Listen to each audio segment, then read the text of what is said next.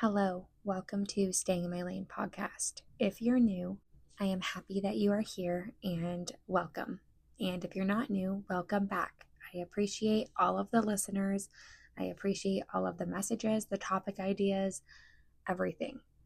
Last week, we had talked about how to support our partner with what they've been through with trauma. And also, on the flip side, how to treat our partner if we've been through trauma. This podcast is all about the uncomfortable conversations, the awkward topics, and the things that are really difficult to talk about aloud. So before we dive in, you can find this podcast on Apple, Amazon, pretty much every platform, especially YouTube.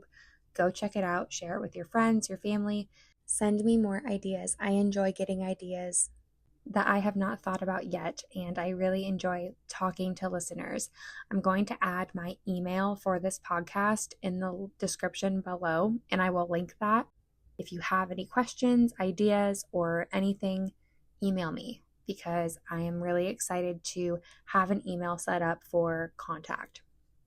Before we start this conversation, I'm going to add a trigger warning on this episode.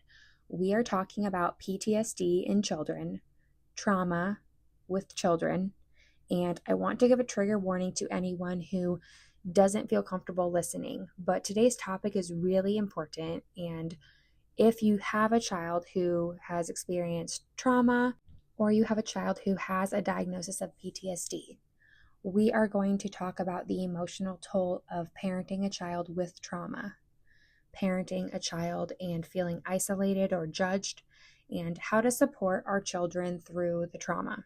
This is going to be a very informative episode, and I'm going to be very sensitive and gentle with this conversation, not only because it's a really hard conversation to have, but I have a lot of personal experience with this topic as well, and sometimes it just gets to be really heavy. Let's get started. In this episode specifically, we are discussing children, so I'm going to be referring to the conversation completely centered around children. What is PTSD? Post-traumatic stress disorder is a mental health condition that can develop in children after they've experienced or witnessed a traumatic event. I personally have experience with this, as I said. However, I don't like to exploit my children. I don't share them on social media. I will never share their names or their personal experiences in detail, or really at all. I talk to them before and I get their consent, but I'm a very private person when it comes to my family. So even though I've discussed at times how my children went through abuse, I'm not going to talk about it anymore. I have a lot of experience personally with this topic, and I have a lot of knowledge about this topic, not only because of my professional career, but as a mom, and it's not easy. PTSD can come from a variety of things like witnessing or experiencing violence, sexual abuse, physical violence, emotional violence, or even emotional abuse and neglect. It doesn't always have to involve abuse. This can be things like involving a serious car accident, being in a house fire, losing someone that's close to them. You get the picture. Symptoms of PTSD in children can vary, and that's really dependent on their age and individual factors.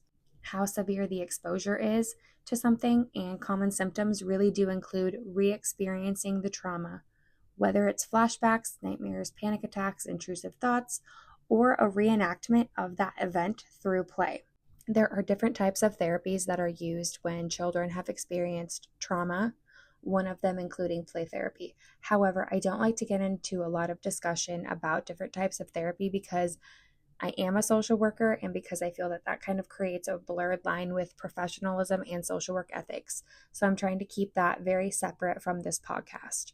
If you feel that there is a topic today that can be relatable, my advice would be to reach out to a professional therapist outside of this podcast setting and know that I'm not giving any advice at all on what to do with a child who has PTSD except providing support. That is what we are talking about. And if you take anything from this episode, take the knowledge and the facts, but also take how to support a child who has PTSD. PTSD can also look like avoidance. Avoiding people, places, things that remind them of their trauma. This could be anywhere from a vehicle driving by that resembles their abuser's vehicle, a smell in a store that reminds them of their grandma who was murdered. Negative changes in mood, Agitation, difficulty concentrating, irritability, anger, rage, and loss of interest in activities are all symptoms of PTSD. A mental health professional or a medical professional would have to diagnose PTSD in children based on a thorough medical evaluation. And I'm not going to get too much into how this is done. I can say that this includes persistent symptoms that are lasting for more than 4 weeks and symptoms that really cause significant distress or impact their daily functioning in life. Have you heard of complex PTSD? This is complex post-traumatic stress disorder, a severe mental health condition that develops after experiencing prolonged or repeated trauma. Examples would include prolonged sexual abuse, prolonged physical abuse, or domestic violence exposure for long periods of time. Complex PTSD symptoms are pretty similar to those of PTSD disorder in children, but they also include things like increased hypervigilance, which is constant alertness and scanning for danger, and also having paranoia follow that.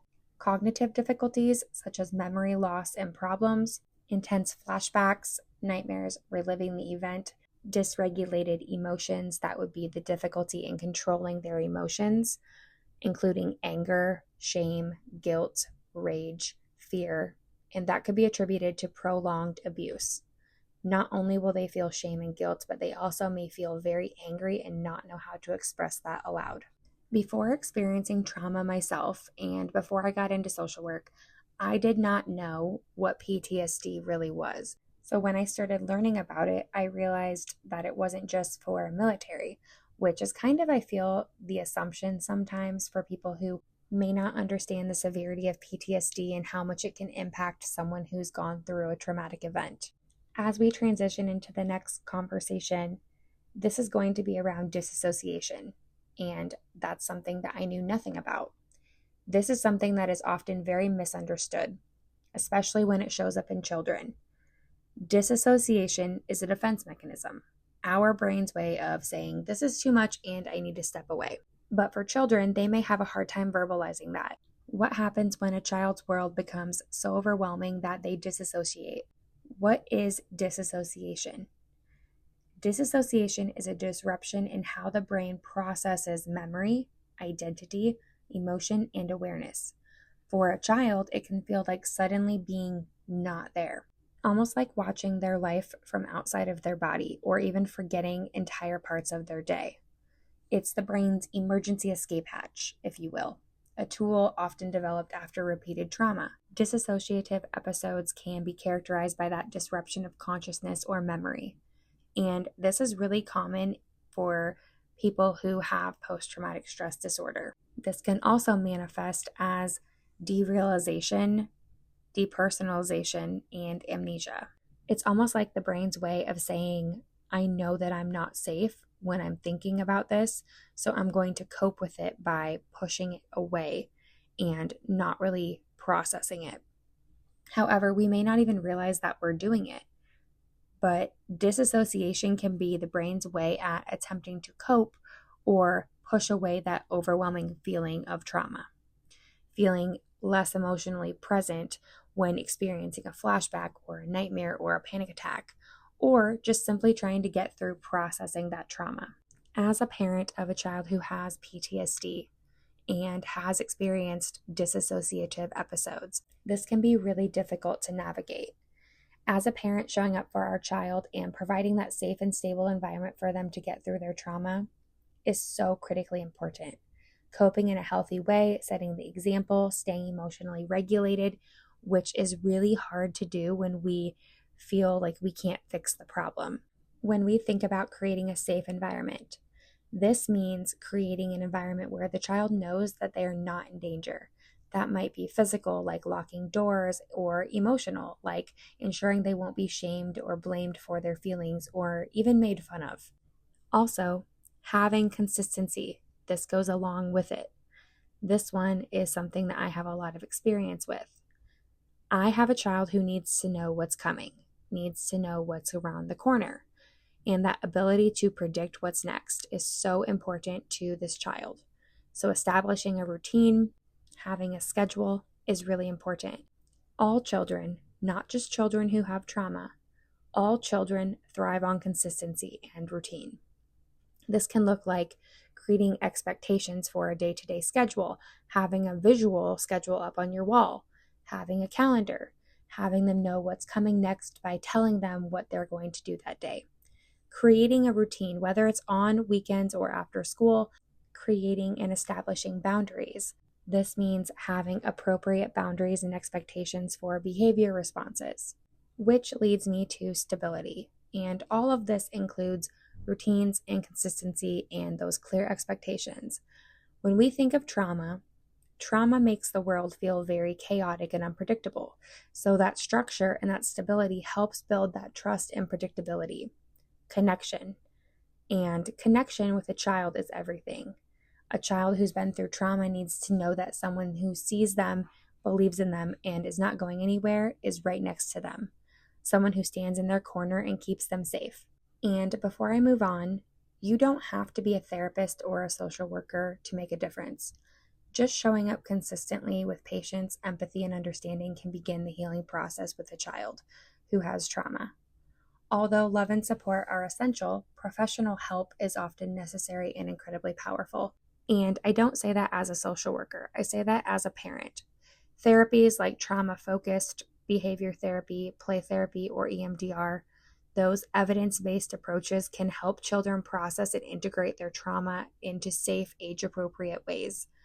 Again, reach out to a professional, seek that help, because if you are seeing signs that a child's functioning is deeply impacted by their trauma, such as chronic anxiety, behavior at school, refusal, or self-harm, it's time to connect with a licensed mental health provider. Remember that seeking help for your child or for yourself is not a sign of failure as a parent or weakness as a parent. It's a deep sign of unconditional love and courage. You're doing something to help your child through the hard times so that later they can heal and be successful in that healing. It's almost like providing them with an empty toolbox, and later on they're going to have tools to put in that toolbox. I also want to mention that we often get so concerned with our children and their healing that sometimes we forget that they're not broken. We unintentionally sometimes create a victim mindset to where they don't think that that healing is possible. So it's really important to model that help and model that healing as the adult. Children are remarkably resilient. So with the right support, they can grow and thrive through their trauma. Again, they can go through their trauma, not around it. Like I said in last week's episode about adults going through their trauma, not around it. Children can develop that strength, empathy, and insight from those professional sources, and this shapes their lives for the better. It helps them grow so that they can be successful later on. If you're a parent who is walking this path with your child right now, what you're doing matters more than you think. It's exhausting, and if you're someone who's experienced trauma as a child, you're still carrying the weight of that, you deserve healing too. It's really important to not see therapy or seeking professional help as a weakness or a sign of failure, like I talked about, and instead embrace that and use it to carry on your own healing journey, to better yourself and become the best version of you. So when we think about children with trauma, it's exhausting. I just said that word. And often it's hard for other people outside of it who are not going through it or who have not experienced it to understand. Parenting a child with trauma takes a special kind of parenting that doesn't just cause you stress, it breaks you and rebuilds you, often leaving you questioning everything that you knew about love, patience, and resilience. We prepare for the sleepless nights, the toddler tantrums, skinned knees and bruised elbows, school plays. But no one ever prepares you for the day that your child screams in terror when you gently try to brush their hair, or when they flinch at your kindness, or when they rage because they feel that love is a threat, not a comfort. Trauma rewires the brain. It reshapes how a child sees the world, how they perceive it, and how they see you, even when you're a safe parent. Parenting a child with trauma can feel like loving someone who's convinced that they're unlovable. And I can relate to that so much because my children who have been through trauma often push me away. And sometimes I've been a toxic parent. And that heartbreak is on repeat because there's nothing that I can do in the moment to make it better besides be there And I have to remind myself that I need to stay emotionally regulated in order to be a healthy parent. And I have experienced that as a mom. There are days that I cry, there are days that I get angry and I question everything. And sometimes I don't know how to deal with it. It's very hard, very mentally and physically draining and exhausting. If you're a parent who is tired or resentful, overwhelmed, or secretly grieving the family that you thought you'd have, this does not make you a bad parent. It makes you human. You may feel isolated because while other parents are comparing homework loads, you are quietly wondering if your child will ever trust you enough to open up or cry in your arms and tell you what happened. You may wrestle with guilt because you are supposed to be the strong one, and yet you may feel like the weak one. You're the one that's supposed to hold it together and have everything in the house perfectly tidy, have the kids to bed by 8 so that you can have time to yourself. But some days you just want to run away, or you want to sleep the pain away, or you just feel ashamed because trauma isn't contagious, but sometimes it feels like it is. It's embarrassing. It can be shameful. Sometimes people can be really mean and judge you. But let me tell you something. It's not weakness to admit that this is hard. It's courage, and it's life-changing for people who feel like they're going at this alone. As a parent of a child who has PTSD and trauma, it's easy to internalize the stress, the chaos, the dysregulation that we feel our child brings into the home. Without support, this can lead to burnout, depression, anxiety, and even PTSD symptoms in the caregivers themselves. What does that mean? That means that your exhaustion is not just emotional, it's neurological. Your body, your mind, your spirit, they are all carrying the weight as well. So if you're parenting through trauma, you deserve that care too. Therapy groups, support, rest, they're not luxuries, they're lifelines.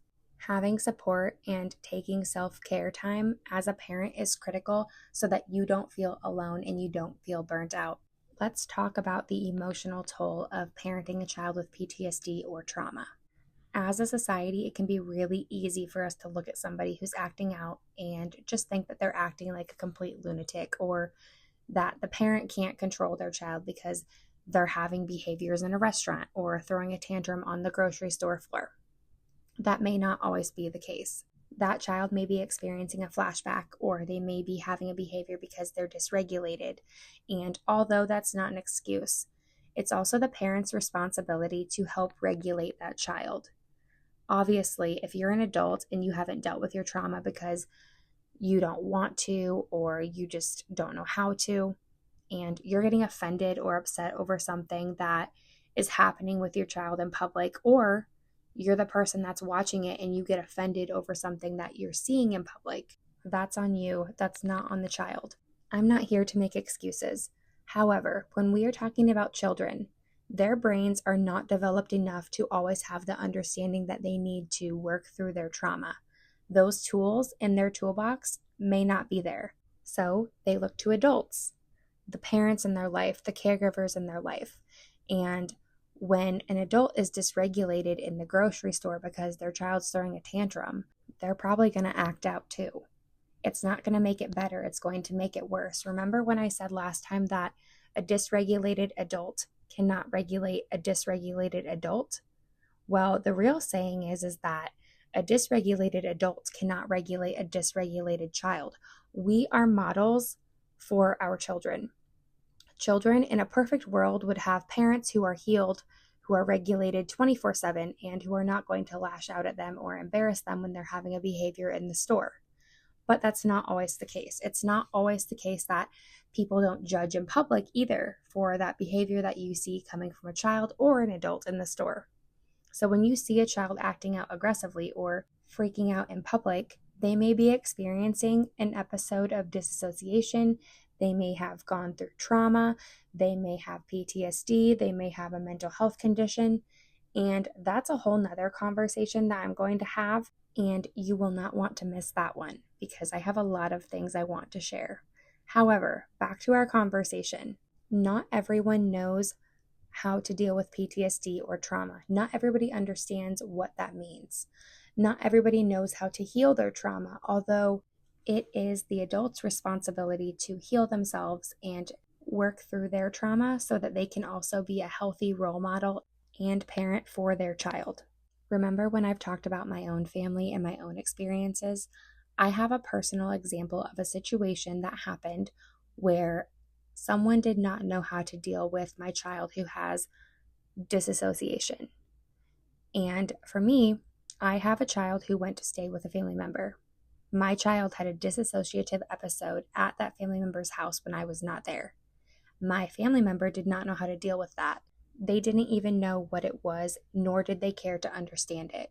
They just said that my child needed to be put away and institutionalized, which is really horrible in all honesty. So I think that it's critical that we talk about and normalize these conversations because children are experiencing trauma at a higher rate than ever before, which is really scary to think about. And not everybody understands that, especially when they live in glass houses. And I don't mean that in the literal sense. I mean glass houses as in when you're looking from the inside out, everything looks perfect. They live in the nice communities where things don't happen that often, and these conversations don't happen. They may not want to hear about it. They may not want to be a part of it. They may just want to gossip and judge, but not truly seek to understand. And those people don't deserve to sit at your table. Disassociation and PTSD are coping mechanisms that children can have during those frightening or overwhelming experiences or moments. And one thing that my family member did not understand is that it's a psychological survival tool. It's not my child's fault. And when we think about the emotional toll that parenting a child who has trauma has on the parent, other parents love to judge. A lot of people love to judge. Other parents love to judge other parents. We see it all over Facebook and TikTok. Oh, I did the best thing for my kid this way, and I do this, and I do this. It's not a competition.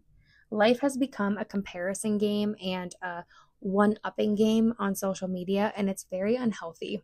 The sideways looks, the eye rolls, the sarcastic smiles, the unsolicited advice, the invitations that stop coming, and the unspoken question behind it all. What's wrong with your child? And believe it or not, I've been asked that question a few times, and it's been really hard to hear. Most of the time, I just want to scream at them that it's none of their business and to shut up because they don't understand. And looking back on it, it was really messed up for those people to even say that to me. And it only came from family, which is really ironic because, again, family is supposed to be where we find the most comfort. However, it can be where we find the biggest source of our pain. Most people don't understand trauma. Most people don't understand behavior. They see a child screaming, hitting, hiding, or melting down, and they assume that they're a bad kid because they have bad parents or poor discipline or they're a spoiled brat. However, as a parent who has children with trauma, I see something different. As a social worker, I see something different. I see a nervous system that's stuck in survival mode. I see a child who is trying to feel safe in a world that has never felt safe before. I see progress in little moments that most people will overlook. Eye contact, a shared laugh. And thinking about that with my own children, it hurts when other parents are not seeing that progress. It's infuriating when people don't understand or don't want to understand and they have a judgment before even knowing the battle behind the behavior. It hurts when they judge you as a parent. What does judgment really do? It isolates us because how many times can we keep explaining our child's history to people who don't want to hear it? They don't care. They just want to know for the purpose of gossiping around a coffee table. How often do you keep showing up even when you feel like you're the only one being watched or you're not welcome? Here's what makes it even harder. The judgment is not always loud. Sometimes it comes from the people closest to us. Sometimes it's quiet. It's a glance, a whisper, or that play date that never gets reciprocated. You start to second guess yourself, and that's really hard. You wonder, maybe it's your fault. However, it's not. People don't understand, and they don't want to understand. And that is not your fault. Remember that other parents don't get to define your child. They don't know what you're healing from. They don't see the bravery that it takes for your child to get through a single school day. They don't understand the IEP meetings, the therapy sessions, the amount of times that you've had to tell your child that they're going to be okay. They don't understand that that love for you is not just cuddles and bedtime stories. Sometimes it's holding a child through a panic attack, laying with them on a cold kitchen floor, or choosing connection over correction even when everything in you wants to scream and cry. Other parents may not understand. And that's a really painful thing because when you are grieving for that perfect family, it's hard to see through what you have in the moment. And I've been there and I'm still there. I still struggle. But I want to remind you of something. You know your child, you know their heart, and you know the difference between a tantrum and a trauma response. You know your child best out of anyone in the world, and you know what's best for them. So, what do we do with that judgment? How do we handle the ignorance and the social shunning that seems to happen? That was a really big mouthful, sorry. First, you protect your peace. Not everyone deserves access to your story, and not everyone deserves access to your child. That includes family. Second, you find your people. That may be an online support group, a trauma-informed therapist, or a single friend who gets it without needing every detail. Your village might be smaller, but it can still be very strong. You advocate without apology. If a parent makes a comment that crosses the line, you don't owe anyone an explanation. And finally, you grieve. You grieve the friendships you've lost, the family that's rejected you, the invitations that are missed, and that normalcy that you have never gotten. The grief is real, and it's valid, and it's heavy. But it's also not the end of your story, nor is it the end of your child's story. So with that in mind, when we think about judgment and other people not understanding, we often talk about setting boundaries for our kids. Structure, safety, consistency. But what about the boundaries that we need? The boundaries that protect our energy, mental health, our capacity to show up as parents and caregivers for our children. This is often overlooked, but it's absolutely essential, setting boundaries around yourself from others when caring for a child with trauma. We have talked about the emotional toll that it can take on a caregiver, a parent.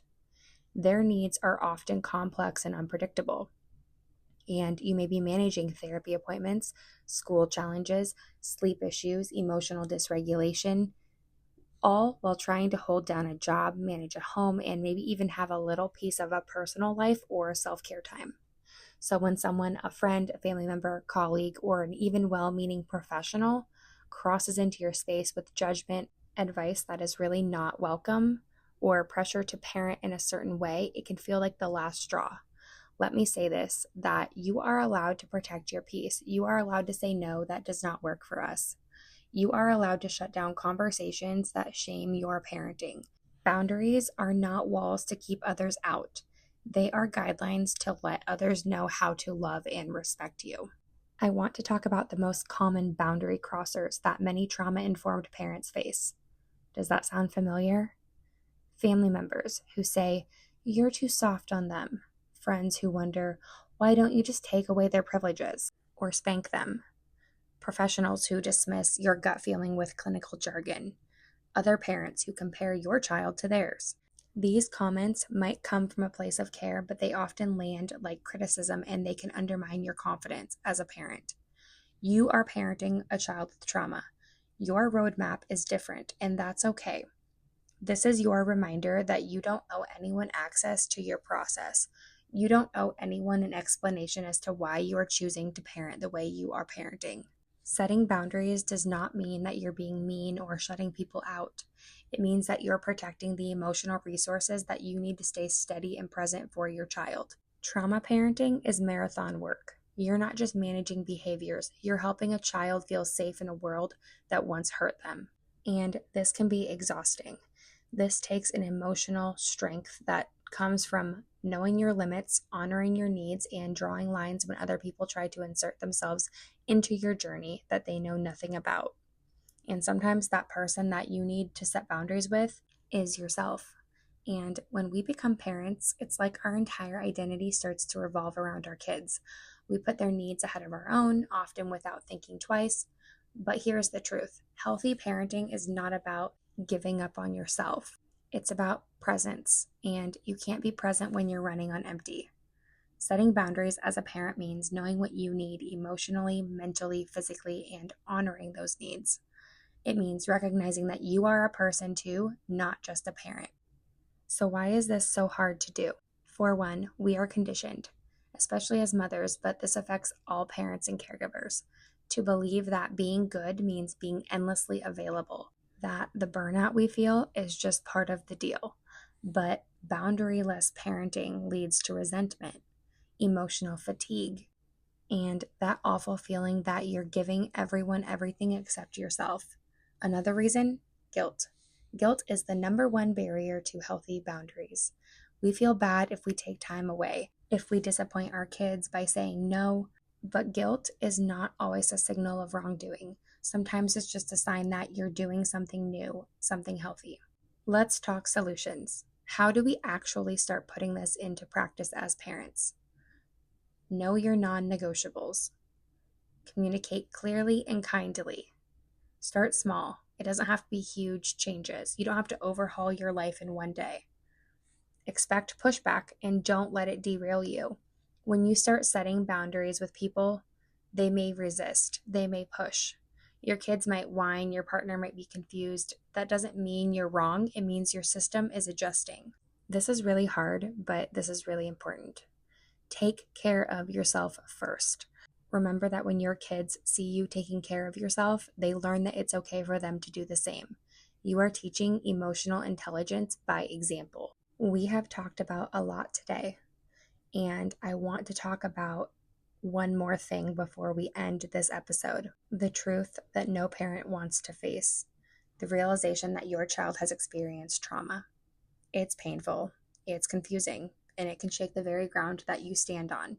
However, it's also a turning point that can lead to incredible healing and strength if we're brave enough to face it. And I have been there. I understand. I am still struggling at times with accepting the fact that my children that I was gifted with on this earth have experienced trauma that they should never have experienced. I want to start with this. This can feel like an emotional earthquake. Accepting that your child has been hurt is not an admission of failure, it's an act of love.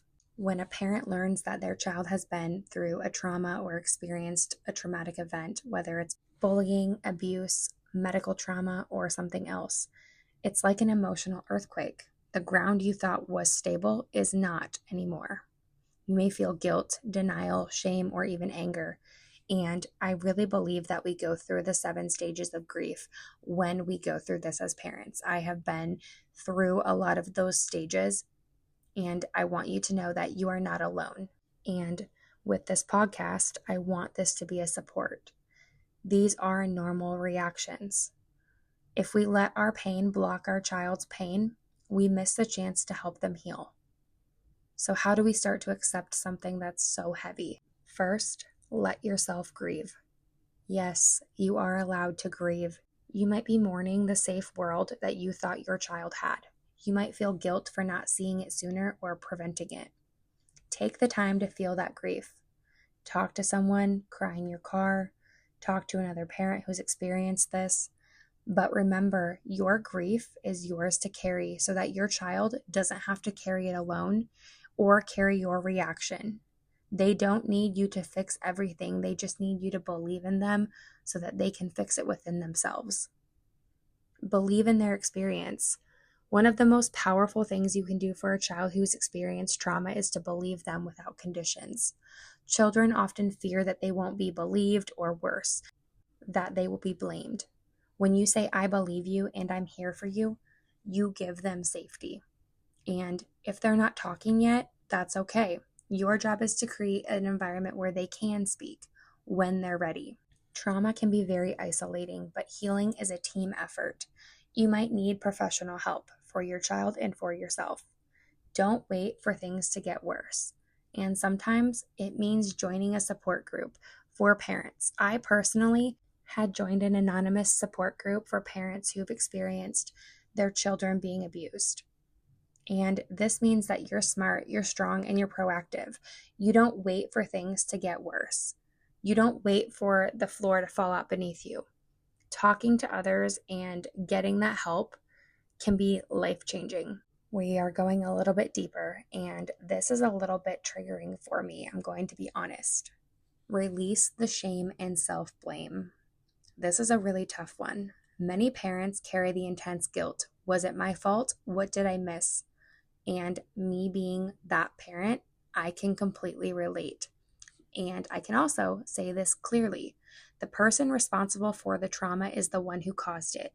Period. Your job now is to turn towards healing, not to rewind time or pretend that it did not happen.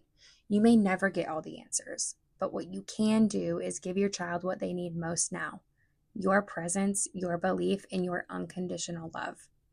Focus on connection, not perfection. We've talked about that before. Your child does not need a perfect parent. They need a present one.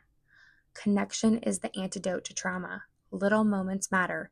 Sitting together without phones. Listening without correcting. Saying, I love you without a but. You can't erase what happened. I'm kind of talking to myself here because this is kind of difficult. You cannot erase what happened, but you can build something new, something safe, something nurturing, and something strong. Acceptance does not mean resignation. It means facing reality with open eyes and an open heart. It means not turning away when things are hard. The truth is that you will probably never be okay with what happened, but you can be okay with what comes next. To every parent who is listening, thank you. Thank you for being willing to feel, to face the pain, to move forward with courage. It's about learning to offer yourself the same compassion that you're giving to your child. The truth is that maybe you imagined parenting differently. Maybe you thought it would feel more like laughter and less navigating emotional landmines. Maybe your child came to you through adoption, foster care, kinship, or maybe you gained full custody like I did. Maybe trauma found its way to your family unexpectedly. Wherever your story began, I know this. Your love for your child is fierce. It's unconditional. But some days, you wonder if love is enough to heal what's broken. The truth is that no one says this enough. Your love may not erase your child's trauma, but it gives them a safe place to land. And that is everything. Your love helps rebuild their blueprint for trust. Your love gives them a mirror that says you are not too much, you are not broken, and you are not alone. For those who don't understand, loving a child with trauma sometimes looks like rocking them through a panic attack at 2 a.m., washing bed sheets at 4 in the morning because they had a nightmare. It looks like learning to decode what's underneath the meltdown. When you tell your child good morning and they scream at you to leave them alone, when the world sees fear, shame, grief, when the world sees the, quote, bad behavior, it means staying calm when their rage feels personal, forgiving yourself when you become dysregulated and when that calm slips away. Because the truth is that it will. You're human, and I have definitely became dysregulated and angry. I've had to apologize to my kids on repeat for years. But I want to close with this. You don't have to be perfect to be healing. You just have to be present. You just have to keep coming back and showing up over and over. Sometimes love looks like holding boundaries, like saying, I love you too much to let you hurt me or yourself. I will love you through it. Love is strong and soft, and sometimes love is just staying in the room when it would be easier to walk away. Remember also that loving yourself through their trauma is not selfish. It's survival. Crying in the shower at 2 in the morning, that's okay. Pick yourself up and try again. This is not weakness. It's love in motion. It's learning to love through healing. Your nervous system matters. Your joy matters.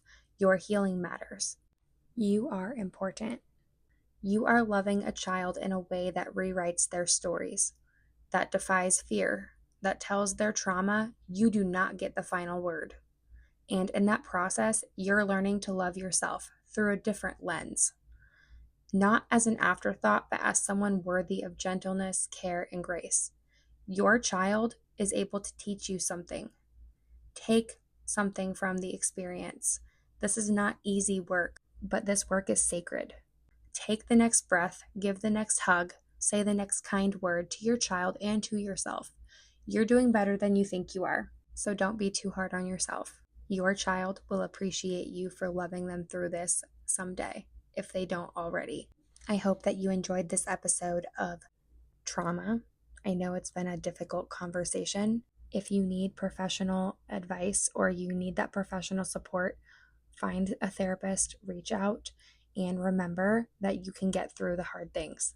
With that being said, I will see you later.